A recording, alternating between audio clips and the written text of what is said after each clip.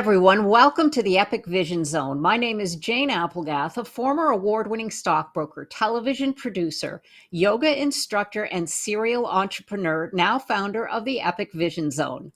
Each show, we offer you an inspiring person or message to bring you closer to your big dream by showing you how to enter the portal to possibilities, prosperity, and potential so that you can live your epic life now. Thank you so much for joining us here today. Andy Andrews wrote, "Life itself is a privilege, but to live life to the fullest, well, that is a choice." Meet Felicia Searcy, aka the Impact Multiplier, a four-time award-winning transformational coach, international speaker, author, and minister. Felicia reveals the secrets to leapfrogging your struggles and living big while breaking the cycle of almost there in all areas of your life.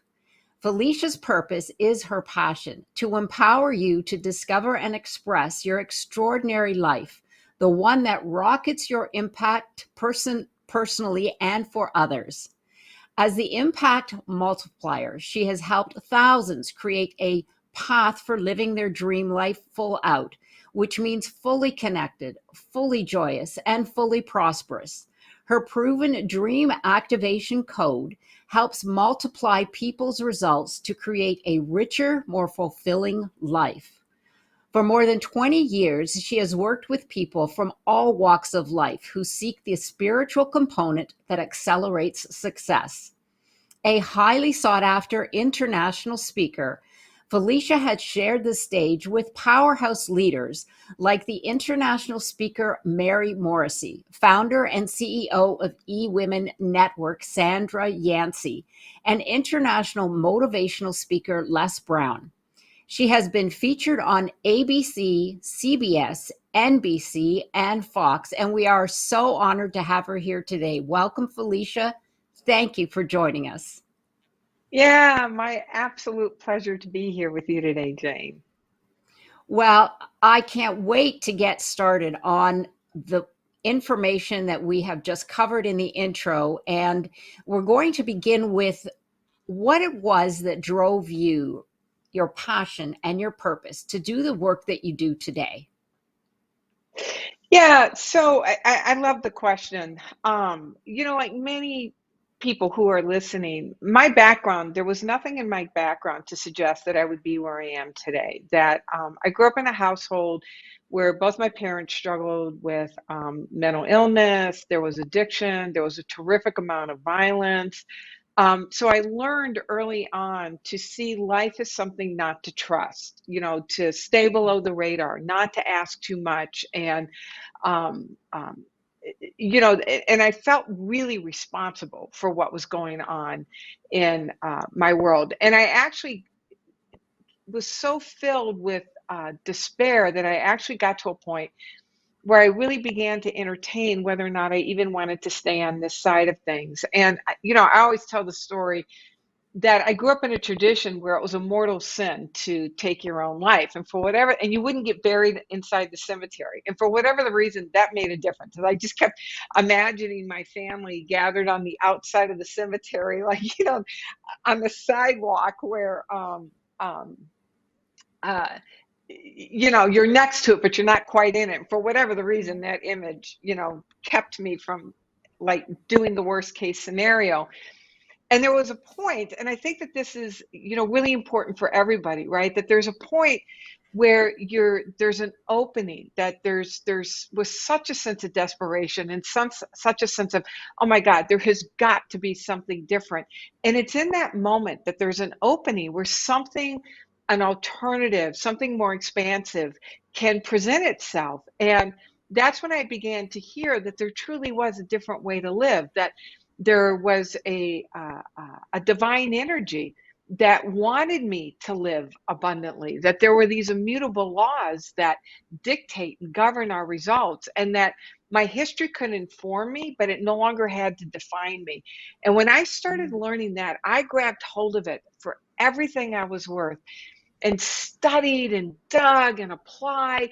And you got to have a telescope to see, especially today where my life was then, And I saw that it wasn't because of being specially chosen or luck, but that there really was a system. And when I realized that I was applying a system and that this could be applicable to everybody, I've been on fire with helping other people take this and translate it into their lives where they're now living a life of richness, fulfillment, their epic life, using your words, that they can take what I've learned and apply it to live their epic life. And so I am on fire with this because it's possible for all of us. In fact, it's the way that we are created to live. We are meant to live this way. Yes, that was so powerful. You had so many fabulous nuggets there, Felicia.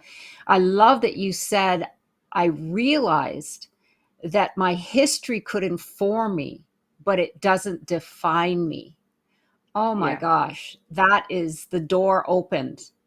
And you had a visualization of your family standing on the sidewalk where you didn't quite get in, but that's vision is my wheelhouse, and it just goes to Yeah. show you how powerful that can be.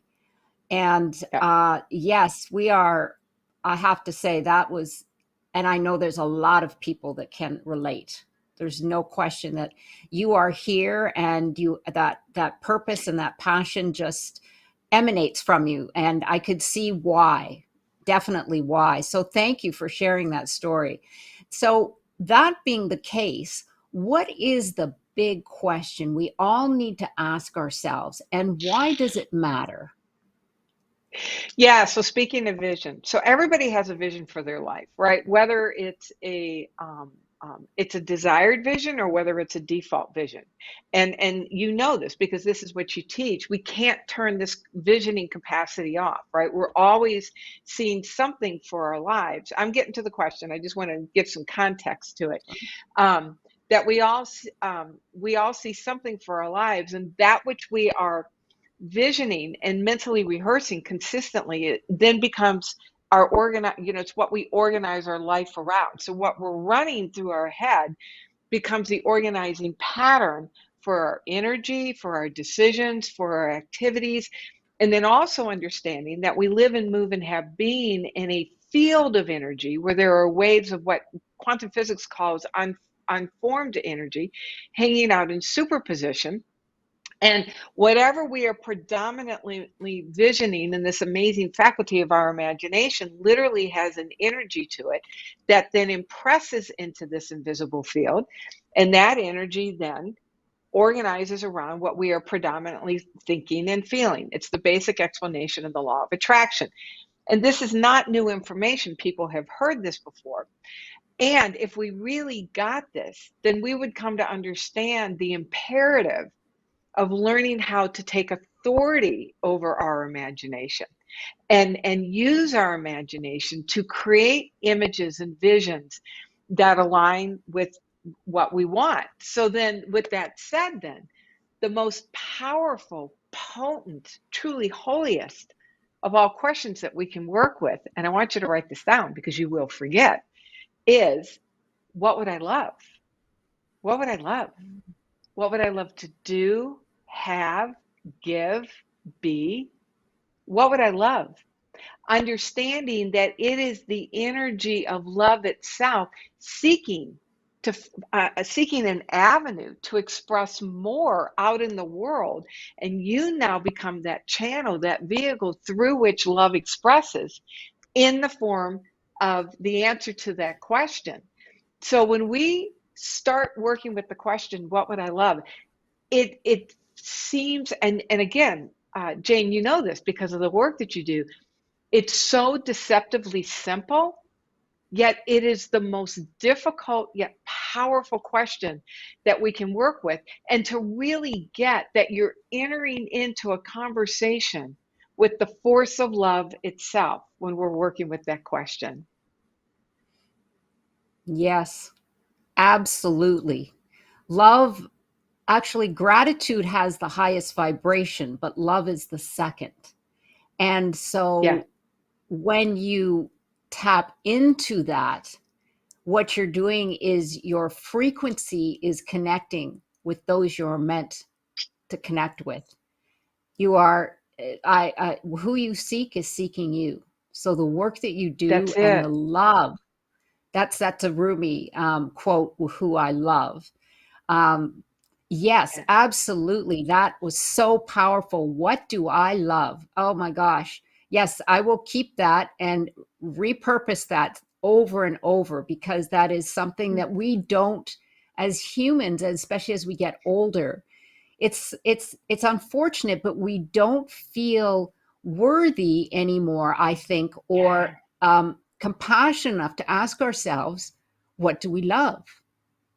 We sometimes get so caught up in the day to day and the responsibilities and the static, as I call it, that's out there, that it infiltrates our ability to ask ourselves these very important questions. And we say, well, I don't have time to know what I love. It doesn't matter what I love. I have these duties to do. I have these responsibilities.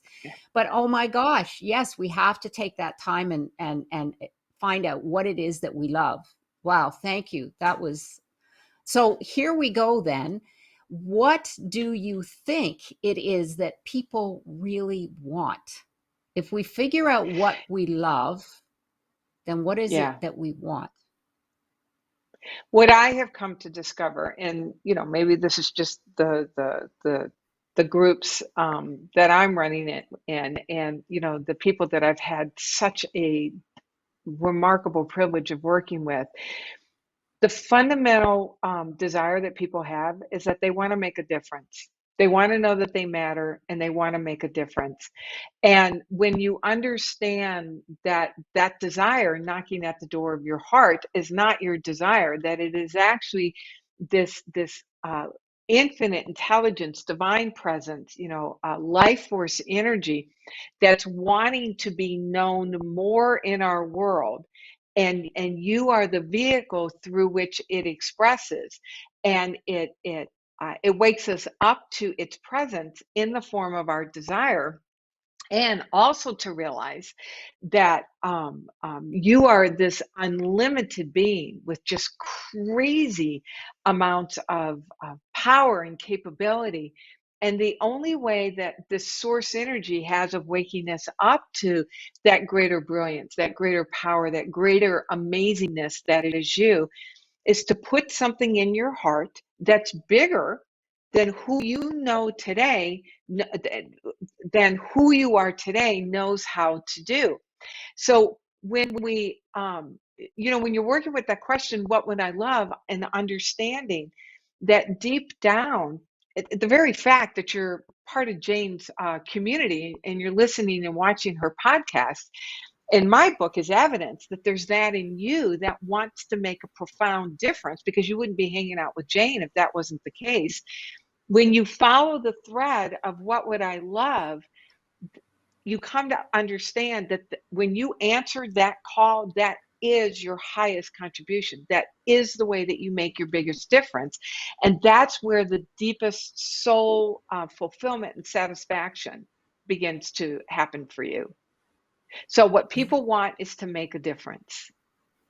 To make a difference. Yes, we all want to make a difference, have an Yeah. impact, and uh, have an impact and an influence on what we love, and share that.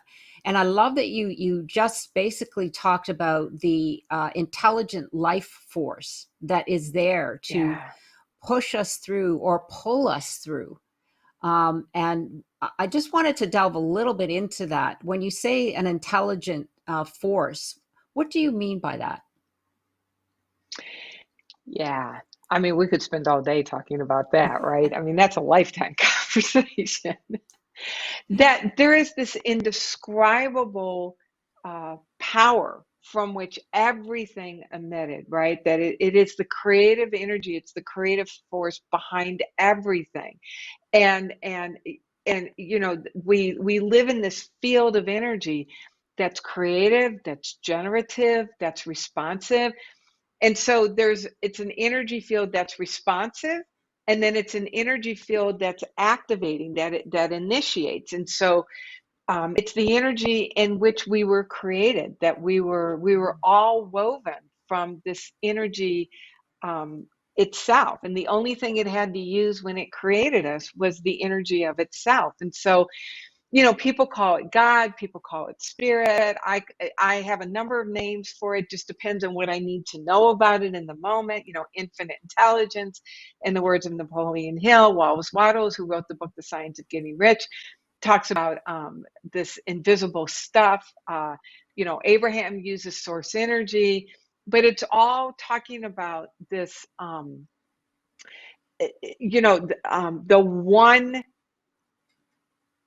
the one energy source from which all is created, that responds to us and initiates in us. And so we build our awareness that there truly is a power at work through us and all around us, and that we begin to understand that our desire, the answer to the question, what would you love, is really life force energy's invitation for us to come into a deeper sense of communion and companionship with this presence.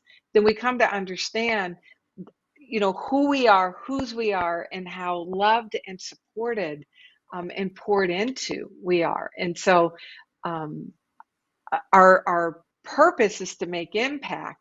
And the way we do that is to come into a deeper relationship with this indescribable energy that's here. We can't see it, but it always amazes me. I got a metal rectangle that's flipped up that I'm talking into right now, right? And nothing's connected, and I'm here, and I can't see these invisible signals that are allowing me. You're only in Scottsdale and I'm in Tucson, but still that's 2 hours from each other. And with these invisible waves that are going through the ethers, that's almost immediate in terms of its responsiveness. We believe that. So now it's to deepen our belief in this infinite power, this eternal power that is present in the invisible, but we see evidence of it all around us. So lots of words. I don't know if that exactly answered your question, but how do you answer the question? What do you mean when you talk about this invisible intelligence in like 60 seconds or less? Right. No, you did a great job. And I do understand. I call it a frequency. Yeah, I often associate it to radio waves. And that's why I say there's static, because when we're not in tune, when we're not in alignment with our desires or with our path, then that's when we get the stress, we get the overwhelm, we get dis-ease. yeah, But being in alignment with those frequencies, we tune into who we are meant to be, who we are here to serve.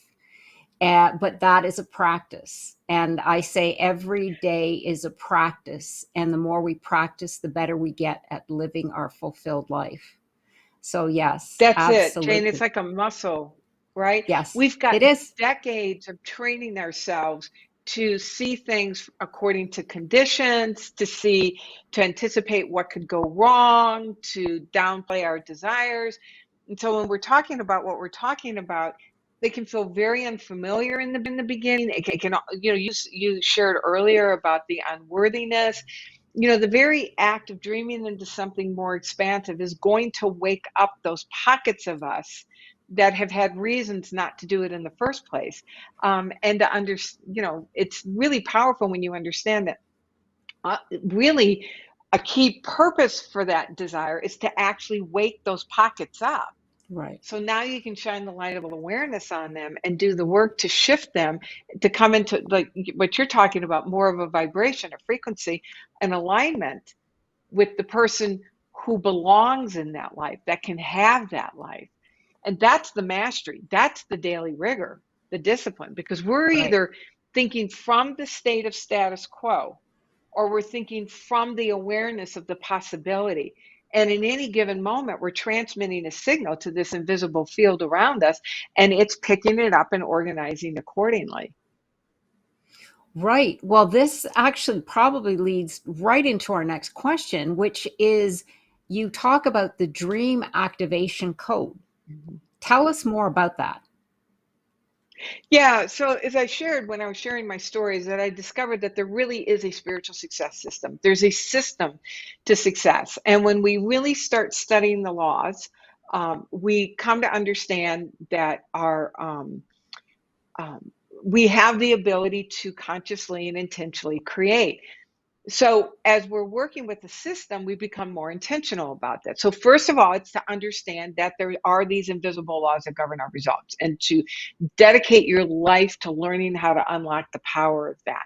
Then, if we really believe that, we would treat our thinking, we would treat our imagination so reverently, and we would uh, make it a point to design a dream, design a vision, which is, the use of the question, what would I love? So that's the first step, is to design an image, a vision, to rehearse in your movie screen of your mind, according to Joseph Murphy, with the answer of what would I love. Now that's, we don't stop there, right? I love what Jim Carrey says. He says, you don't visualize and go to the refrigerator and make a sandwich, that now we want to do something with it.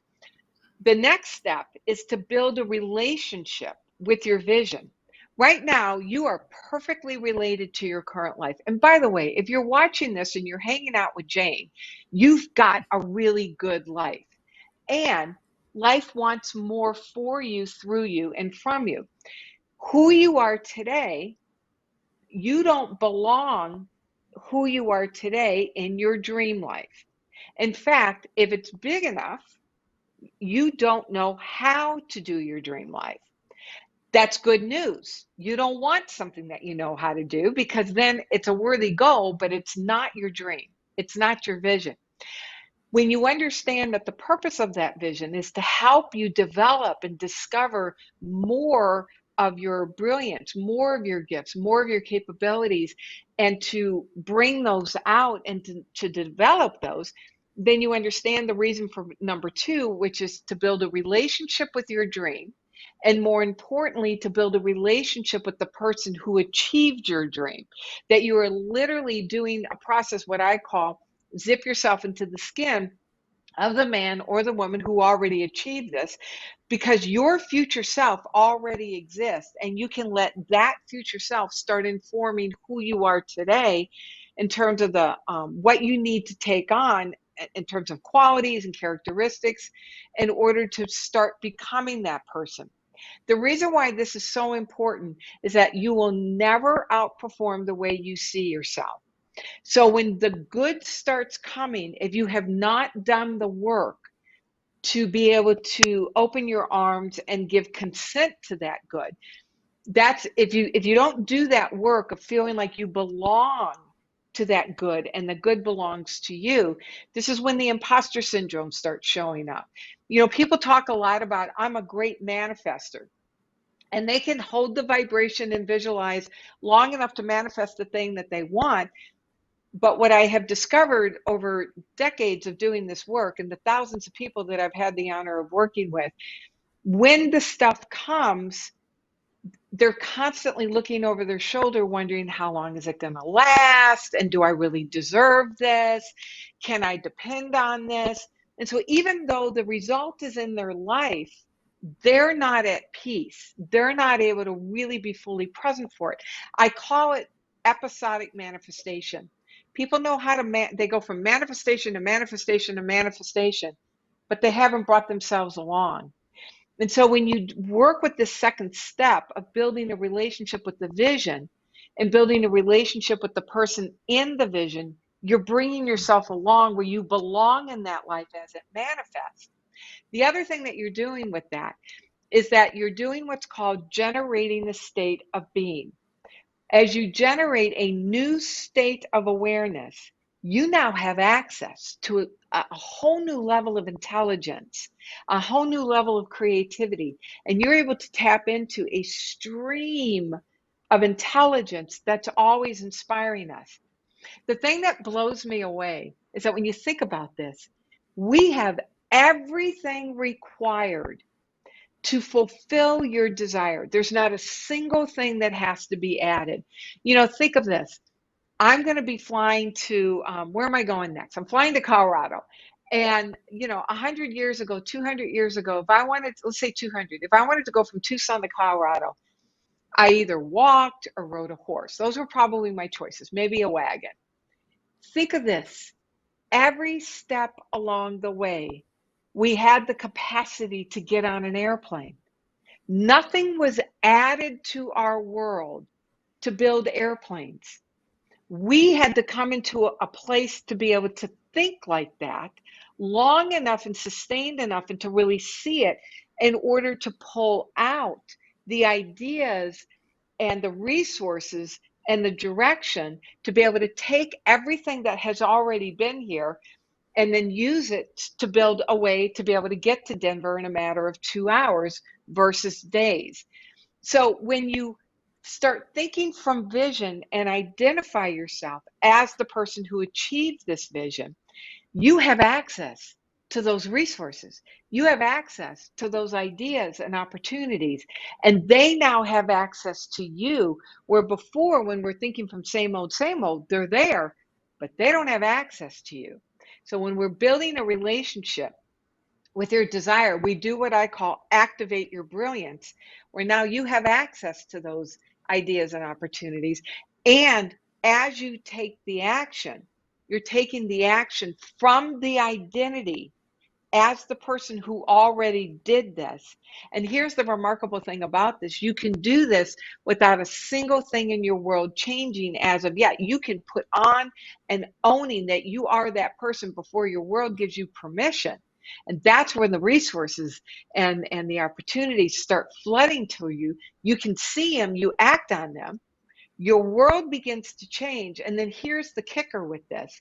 As you're working with this formula, not only is your world changing, but you are learning to accommodate a new level of good. We have to literally train ourselves to let more good into our lives.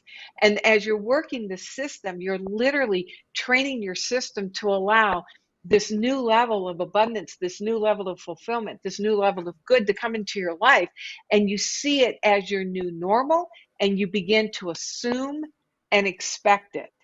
And then it's rinse and repeat, and that's the system in a nutshell. Wow. Absolutely incredible. I love it. So you're basically I completely understand how you said that you can create and dream. We call it a BHAG, which is your big, hairy, audacious goal. So the Yeah, bigger the better. But but then you have to build the persona that's actually living in that dream, but you have to become the person that's in that. It's like the Matrix. It's a that's it. matrix.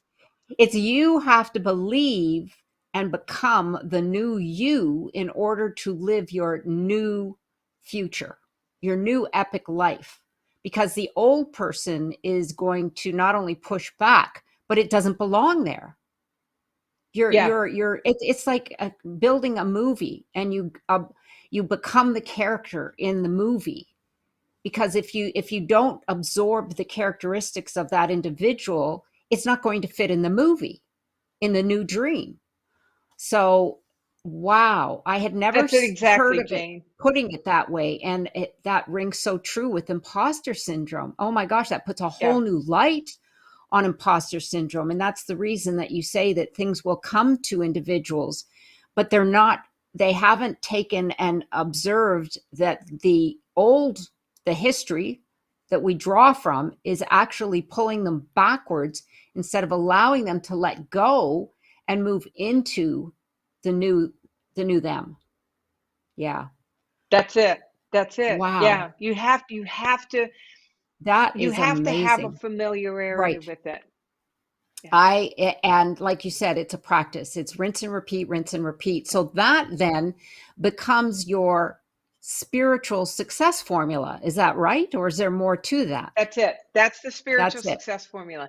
Because the spiritual element of it is owning who you really are, owning what you're connected to, understanding that you have been divinely designed for this desire, that our desires are divinely designed, that we receive the divine inspiration, and that the the process is to deepen our understanding of these laws that we've been given as a gift, and that it is the path to a deeper connection with this life force energy. And so it's all grounded in spiritual principle, which is why I call it a spiritual success formula. People can Right. do it without the spiritual element, but I find if you don't put the spiritual perspective into it, there's still a sense of it's up to you, you're making it happen, you're grinding it out, you're going to visualize and, pull yourself up by your bootstraps. It's still very much of a self-reliant kind of experience. People build a great deal of success based on self-reliance, and there's an easier way. There's a funner, Right. easier way to do it. Right. So then that would bring us to our next question, which is the power of dreams. And I think we've addressed this a little bit. It says, "What Yeah. is the purpose of having a dream, and is it selfish if it's just for you?" Now that is really interesting. Ah, yeah, I love that question. Because we always feel that the dream, like you said, is we're here to love what we're doing, but also we want to make a difference. So then how does that come Yeah. into play now? Yeah, and especially women, right? That the Mm, when I work with women, um, women they have a big desire, and I'm not saying that exclusively women, but there's a oftentimes they'll start doing the inventory in their head in terms of who's going to be impacted if they really go after this, and who are they to do this, and then it feels selfish. I'm going to flip this on its head. What if the selfish act is to not go for your dream? If we really understand, again, this is why it's based in spiritual principle. If you really understand who you are as this amazing being with truly unlimited potential and capability, and then understand that your desire is the way that this universal intelligence wants to wake you up, wants you to be aware of more of that brilliance that is you. And that the purpose of your desire is not necessarily to achieve what it is that you're setting out to achieve. Although that's great, right? I love my results. I've built a business that we're less than 10% cross the seven-figure mark, or less than 10% cross the six-figure mark, that my business has generated millions of dollars. We give tens of thousands of dollars away to charities. I'm in a relationship for 36 years. We live in a place that we absolutely love. I mean, I love my results. And the purpose of your dream is not necessarily for those results, it's for the growth you will experience as a result of saying yes to the dream mm, that wants you. So when we understand the mechanism, the anatomy of our dream, and understand that it is a divinely designed dream, it has been divinely given to us, that it is meant for us to discover more of the amazingness that is us, and to develop it and to bring it forward and to share, and that it is our beingness that actually makes the difference, then we understand that when we answer the call to our dream, it's our highest service. mm, Whether it's building out a business of transformation, like both you and I have done, or it's moving into your dream house, or it's buying your dream car, any of that will require you to grow, and it's the growth that makes the difference. So one of the things I like to say is that there is no private good. There's no private good. What's good for you, when it's a soul guided desire, is good for everybody. Now, not mm. everybody may agree with you, and that's okay. You're following your soul's guidance. To follow your soul's guidance, and the answer to the question, what would I love, is the highest form of impact, the highest form of difference making that you can make. So that's why it's not selfish. Right, right. That makes total sense. Absolutely. So, why do people get stuck then when it comes to building their impact, and how do they get unstuck? I'm feeling that a Yeah, lot of this is going to come together, but this is something that a lot of women get stuck. We get yeah. stuck. And so getting unstuck is a big topic. So how do we impact and make a difference when we feel like we're stuck? Yeah, it's a great question. So there's a couple different places where people get stuck. Number one, they don't believe the dream. Mm. They see this dream. In fact, I just got off a call with somebody who I'm really grateful it has stepped in to work with me. But they don't believe the dream. Like I've got a client that I've worked with now for a number of years who's brilliant in terms of being a medical intuitive and really helping people address their physical issues through alternative modalities. And she's been tapped to bring it in a much bigger, broader, more expansive way. And when we first started working together, there were a couple of things that were going on for her. Number one, she didn't believe it. She didn't believe that she could really do this. Number two, she was afraid that it was going to mean that she was going to have to sacrifice the things that were important to her. And then number three, she was afraid of the pushback that she was going to get. What would other people think? And then number four, did she really deserve this? Was she worthy of this? And so there's all these thoughts that get triggered, right? And then and everybody has a little bit of different, there's a unique individual version for themselves around that.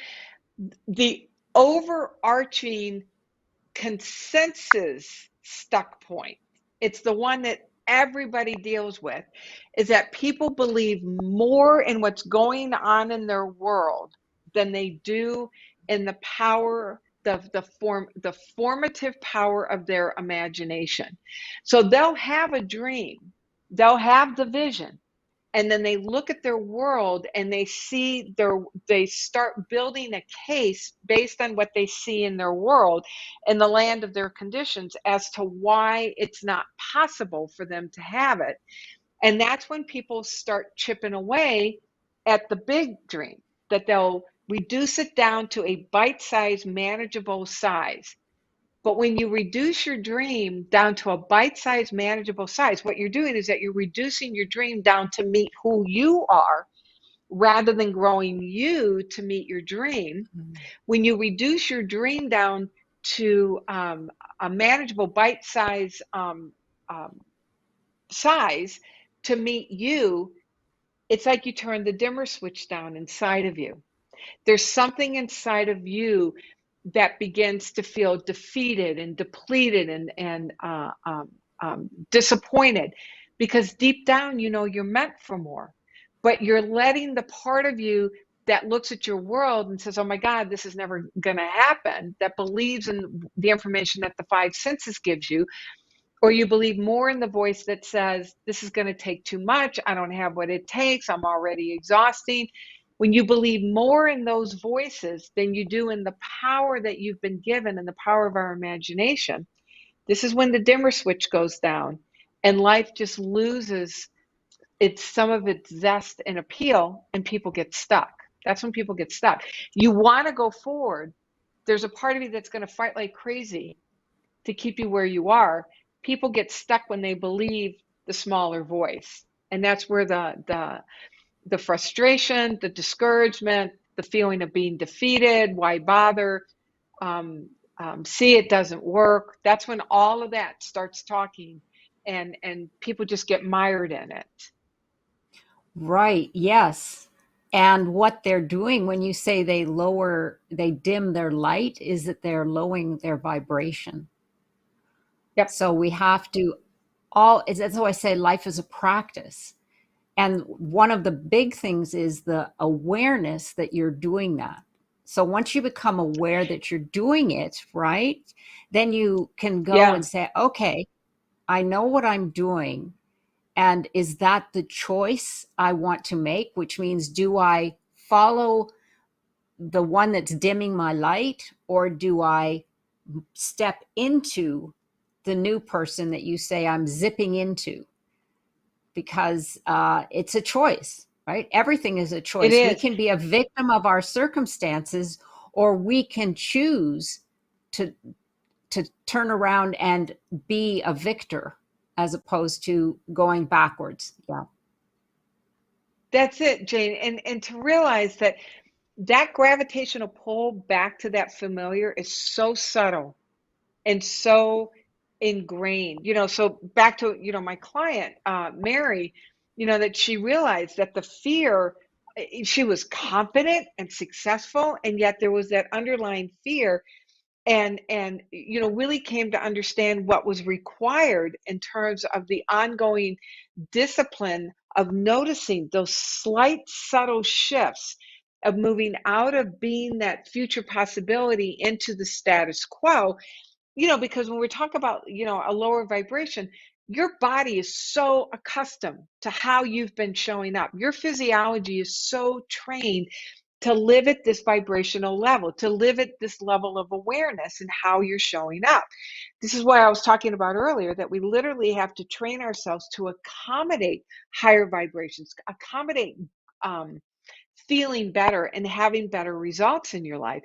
And so when Mary really let herself be with that question, what would I love? And with my help, notice the places she was dialing it down and kept, watering it down and kept leaning in and leaning in. It's been breathtaking what's been happening for her. She doubled, and then she doubled again, and then, doubled, and just keeps growing while working half the time, like 20, 30 hours a week.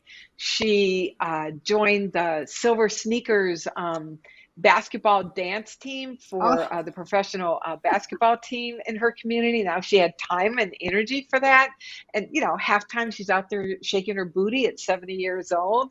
Rich friendships, better relationships with her family. Every area of her life has improved because of her willingness to stare down the part of her that wanted to water her dream down for lots of different reasons, and really began to understand the rigor, the discipline. You talk about a daily yeah. practice, and it's a moment by moment practice. Who am I being? What am I showing up? What am I expecting from life? What am I assuming? And is it matching what I'm saying I really want? And that you train yourself for that now to become your new identity and your new normal, so the energy can organize consistently around it.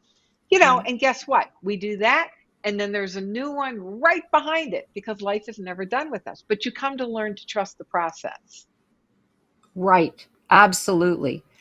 Yes, it is. It is a discipline and a practice. But that's what separates the doers from the not doers. Correct. Yep, So speaking that's it. of all of this coming together, what do people struggle with the most when it comes to multiplying their impact, and how do they overcome it? So you may have answered some of that question, because Yeah. this is talking about how to multiply your impact. So is it that you've already come into this individual and then you feel that you have no more, or that you have to up your game again? I'm guessing because of what you've just spoken of.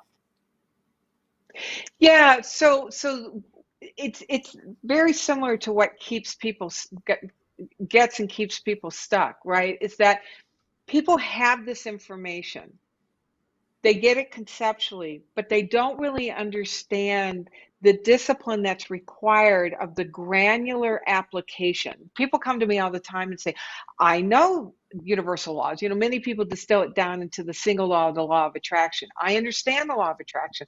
I use the law of attraction to manifest and fill in the blank: my boyfriend, my car, my house, my job. And then they think that's it. And the thing that prevents people from really making their impact is that they don't really have an understanding of the ongoing application of the law. And so they'll do what I shared earlier in terms of episodic manifestation. They'll manifest, but they haven't done the work to be able to belong in that life, to be able to Mm. sustain it, and then to trust that the next layer that's knocking at the door of their heart is not, oh, one more thing that is wrong with me, or I don't get this, but to understand that it's an ongoing process of life asking you to know more of who you are and what you're meant to do and what you're created to be. And so it's it's the um, it's the devotion of your life to Mm. unlocking this power through understanding law and serving a dream. That's how we continue to create our impact. That's it right there, Felicia. Yeah, The devotion yeah, to your life, to the yeah. life you're meant for, and the life you're here to serve. Yeah, That's devotion. it. Yeah. And let's face it, we humans get lazy. With that devotion takes some work. We like Yeah, comfort. That's yeah. that's the reptilian mind. I mean, we want, hey, no, that's different. We don't know where we're going if we do that. That could mean risk. That could mean danger. I'm like comfortable. Just, I made some money, so now I'm good. I don't need to up my game Yes. anymore. But yeah, absolutely. I could see that. So I love what you say here. You say we need to stop making it happen and Yeah. start making it welcome. Oh my gosh. Give us some insight into that. Yeah, so it goes back to what I was sharing earlier, that people know how to make stuff happen, right? That you work hard, you give it everything you got, and you put your nose to the grindstone, and it's up to you. And it goes back to what I was sharing earlier about this element of self-reliance, that it's up to you. When we really understand the power of the laws and the power behind the laws, and understand that our work is to come into vibrational harmony with what we desire, we can have anything that we're in harmony with, and that we're taking. I'm not saying don't take action, because absolutely you want to take action, but you're not taking action from the state of, oh my God, I got to do this in order to make it happen. You're taking action from a place of sheer joy. You're taking action from a place of, this is what I get to do. This is what it is to have life move through me and express as me. And when you're functioning from that state of awareness, now this is when things begin to pop and come to you out of the blue, and it feels like it's just flowing, and it's happening so easily because you are in harmony with what's wanting to express through you, and you're coming into our harmony with the person who's already living that life. you know Hanging out with my husband, for the most part, we've been together for 36 years, um, is easy, right? We've known each other. I can recognize his footsteps. I recognize his voice. There's a deep familiarity that I have with my husband. So there's an ease to it, right?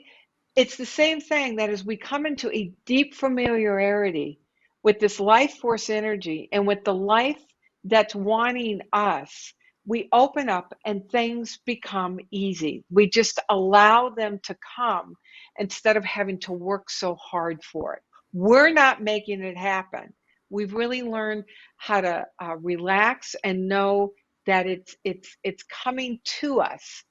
And another key piece of this is to know just how loved and supplied and nurtured and nourished you are by this universal intelligence, that this life force energy wants you to thrive. It wants you to experience good, your best. And the more we're able to deepen our awareness of that, the more we're able to open up and know that there truly is a power at work in our lives in our favor. And we don't have to push and make it happen. We truly can open up and make it welcome. Yes, absolutely. The pushing is what actually blocks it because you're in a different state Yep. of mind. So, being in a different state of mind means you're in a different vibration. But when you're welcoming it, you're opening up to what is there, and you're allowing it to happen as opposed to pushing it. And sure, it will happen for you if you keep pushing, but that is exhausting, and it takes a It's lot more exhausting. energy. Yeah. Yes, exhausting.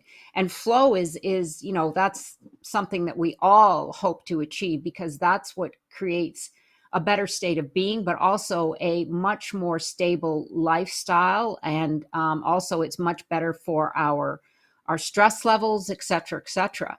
So let's say now that you're in this incredible, you're moving it through your journey, and you've got some incredible openings and things are happening for you.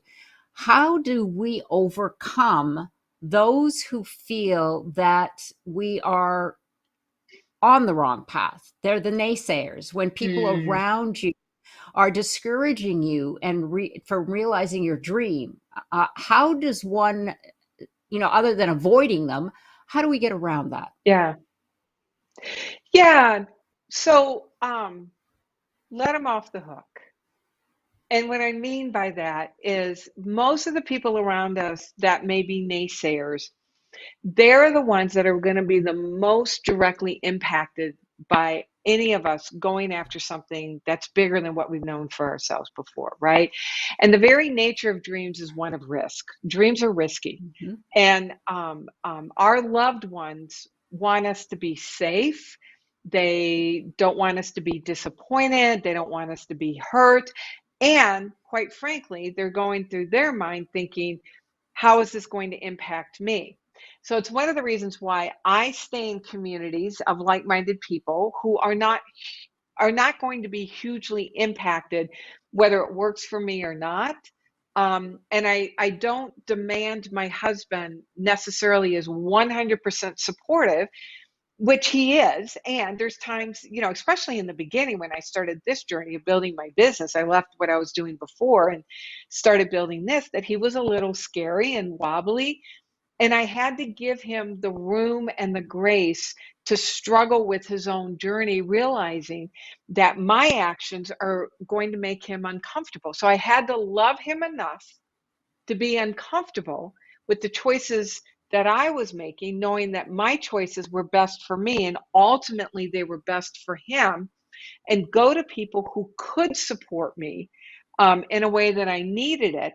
So then I could receive the support that my husband was giving me in the way that he could at that time. So let them off the Right. hook. Don't ask them for something that they're just not able to give you in the moment, and think that they're not providing you with what you need. And then in that case, you can start looking for ways that they are there to support you. Like, when I first started this business, I was living in the Southeast, not on the East Coast, but I was living in Tennessee, and I would drive to speak to places. And even though, Michael might have been a little shaky about what I was doing, he'd still take my car down and make sure that there was air in the tires and my oil was changed, and I had a full tank. That was his way of supporting me. Even though his words may not necessarily support me in the moment, his action said, all right, this may scare me, but I'm going to support you in what you're doing by making sure that your car is in good running condition for you to get out on the road. And because I wasn't demanding that he agree 100% with what I was doing, I was able to see that and appreciate that and get busy proving what you're doing. I mean, now he's all about it, right? He retired 7 years early. We're living in a place that we love. He's like, yeah, what do you need me to do? I'm right. I'm doing an event next week. How can I help? He sees the proof. He's The got the proof. evidence, but in the beginning, not so much. And so Yeah. I had to love him in his discomfort, not let it stop me, and surround myself with people who could support me in the way that I Mm. needed it. Beautiful. Love them in their discomfort. That's Yeah. absolutely the key. I know when you've got a lot going on, that's, it's another ask, but it's coming from your higher self. So it's, Yeah. yes, okay, I will love you in your discomfort. So that Yeah. is Let them perfect. squirm. Yeah. Perfect. Absolutely. Right. So that was beautiful, Felicia. Thank you for that information because I know a lot of individuals who are stepping out, and it is scary. And there are a lot of people, like you said, they're just in their way looking out for your better, your well-being. You know, they in their way they're loving you, but you just have to understand that you know that will just love them back in their discomfort. So perfect, Yeah. absolutely.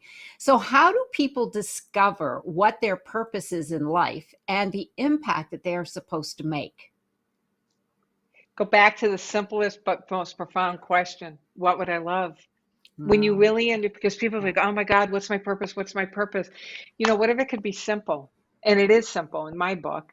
If you really just let yourself hear, so what is it that I would really love? And allow that to begin to take form and emerge, that is your highest purpose. Living a life that you love is your highest purpose. So, not a lot of Right. words around that. Just keep asking the question, what would I love? Knowing that is your highest Love. purpose. That makes it so simple. I love that. The reason Yeah. is that, there are books upon books been written have been written on how to find your purpose. And they all have Yeah. some very meaningful information in them, but it becomes a journey just finding your purpose, and then you spend months, years even, trying to find your purpose. But when you start with those simple questions, oh my gosh, that's like, okay, I can do this because I want to get on Yeah. with my purpose, right? I don't want to make That's it. finding my purpose, because unfortunately that's That's what it it. becomes That's sometimes, right? Yeah. yeah, life's So, too short. Just yes, life is too short. So, thank you for that. Wonderful. Building impactful work. What is the most important thing to consider when building your work so that it makes an impact? again, I'm just going to keep bringing you back to the question. Do what you love. When you're Mm, truly doing what you love and not watering it down and not making, negotiating with yourself around, what you think you can do, when you're really doing what you love, that is your highest impact. And so just keep asking, do I love this? Like I had this on my calendar today, and it's like, oh my God, I get to hang out with Jane. I love that. This is so the fact that I'm here doing what I love, it's not so much the act of being on a podcast interview with you, which it is, but the fact that I'm loving this is what's making the impact. And so you just keep checking back in. Notice when you find yourself making allowances or wanting to uh, step back or water it down. Every time you step away from what brings you most alive, you are stepping away from your purpose. So you develop the ability to notice what you're noticing when you're watering it down or you're negotiating with what you love, and lean in and recognize that this is a divinely designed desire. And when I say yes to what brings me most alive, it is my highest contribution. It is the way I make the greatest impact. mm. Yes, absolutely. So I'm curious how you came to the name Impact Multiplier because I thought that was brilliant. When I saw you're also known as the Impact Multiplier, did that come to you divinely, or was that something that you tapped into a marketing individual? I just find that that is the best way to describe what you do. Oh, thank you, Jane. Well, I've been working with Impact for a while. And then, yes, I had somebody who took a look at my stuff and said, oh my God, you're the Impact Multiplier. You need a name. You're Mm. the Impact. And it's like when they, so they were divinely inspired. And when they said it, it's like, boom. All right. You're right. That's it. I am the Impact Multiplier. So all of us can become an impact multiplier, putting these principles to work. Well, here's the thing, we're impacting in some way, shape, or form. And the way we're impacting is multiplied, right?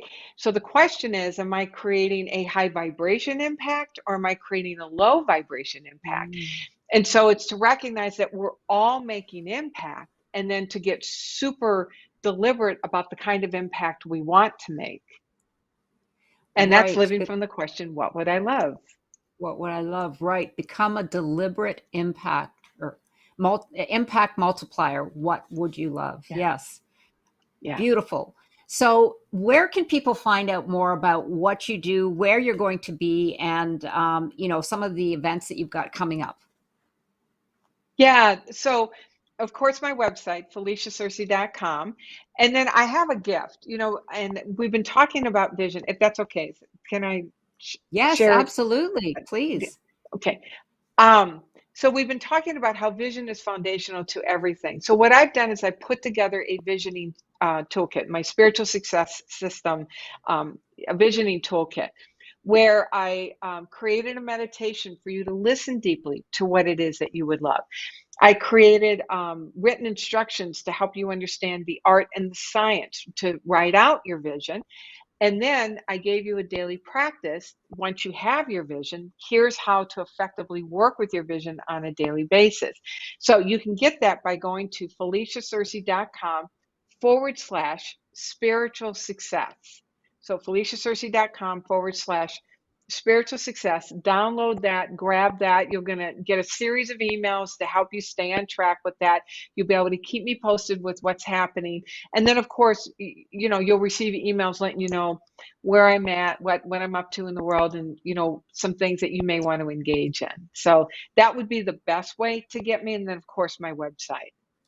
Right, right. And we'll have all that contact information available as well on your Epic Vision Zone bio pages. So thank you for that. What a generous gift. I'm going to grab it for myself as well, for sure. Good.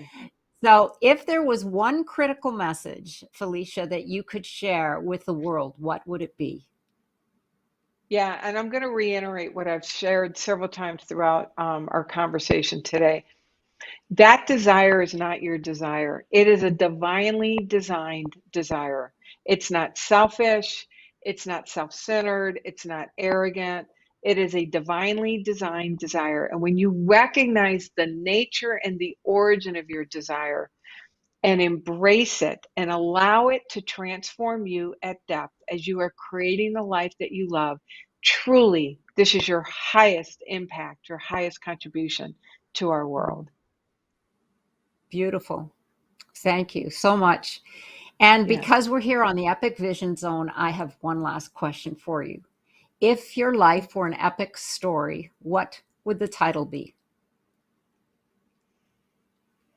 If my life was an epic story, my life is an epic story. So the title would be This Is It. This is me. Yeah, This because is it it. already is epic. Right, right. Well, perfect. Absolutely perfect. Well, I wanted to thank you once again, Felicia, for joining us here today. I have learned so much, and there are so many brilliant pieces taken from this interview. Thank you for your brilliance and your impact. And for more information, you can go to Felicia's website at FeliciaSearcy.com. We'll have that also on the Epic Vision Zone bio pages, as mentioned before, including her gift to you. And be sure to follow me on Instagram at Jane Applegath. And don't forget to reach out to me at janeapplegath.com, where you can access your free download, The Keys to Your Dreams. I look forward to connecting with you. And this is the Epic Vision Zone, transforming your dreams into epic success.